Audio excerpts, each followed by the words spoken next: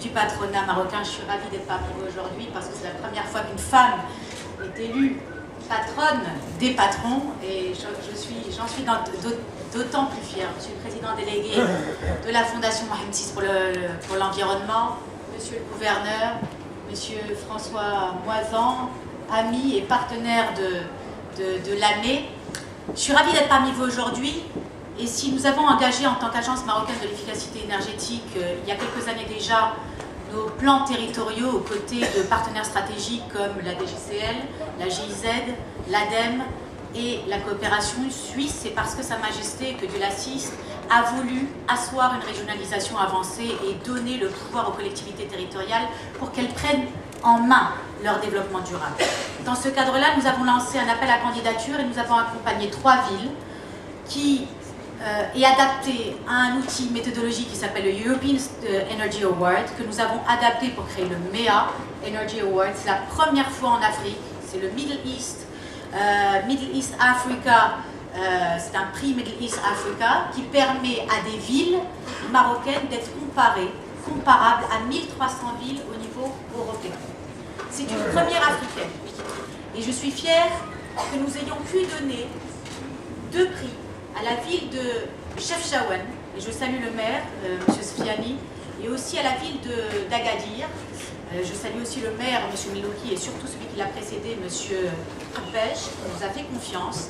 Et aujourd'hui, nous avons ces 2 villes africaines, marocaines, qui peuvent être comparées dans le cadre de leur mobilité, dans le cadre de leur construction, dans le cadre de leur communication avec un centre info énergie pour les citoyens et les citoyennes, dans le cadre de leur gouvernance locale avec une équipe énergie à la disposition des institutions dans les territoires et dans le cadre aussi, et je vais essayer de m'en rappeler, de la gestion des déchets, je vous remercie, de la gestion des déchets, vont effectivement, dans ce cadre-là, ils assoient une politique durable dans leur territoire.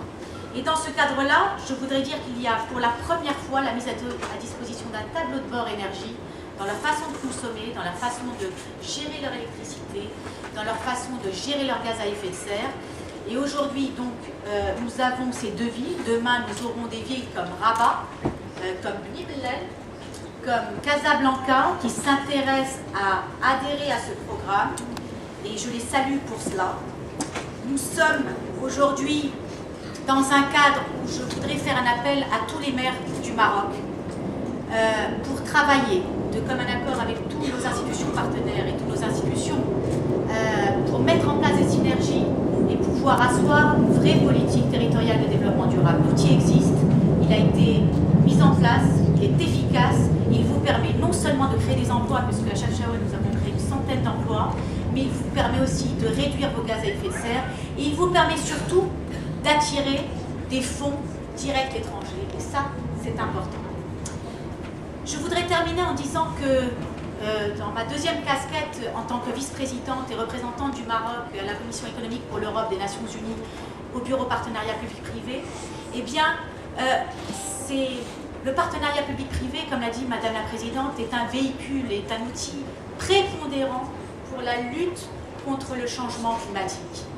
Et cet outil-là est un outil complexe, mais qui aujourd'hui peut être bien géré grâce à des standards que cette commission que vous connaissez dans les standards pour mettre en place des standards pour les routes, pour les ascenseurs, aujourd'hui fait des standards pour les partenariats publics-privés.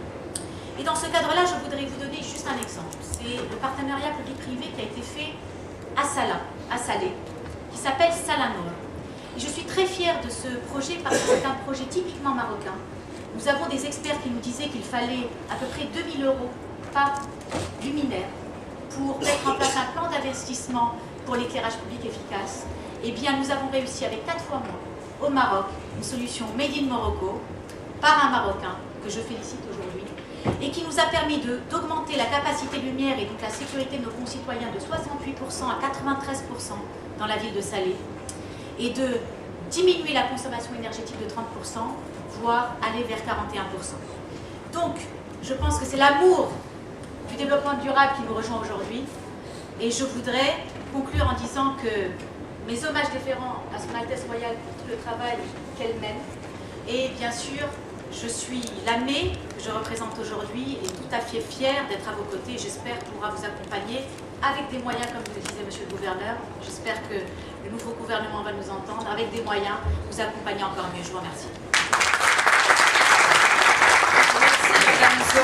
Nous avons parlé beaucoup de partenariat dans le cadre de cette session d'ouverture et l'outil bilan de gaz à effet de serre il a été réalisé dans le cadre d'un partenariat entre la Fondation Mohamed VI pour la protection de l'environnement et l'ADEME, l'Agence de l'environnement et de la maîtrise de l'énergie.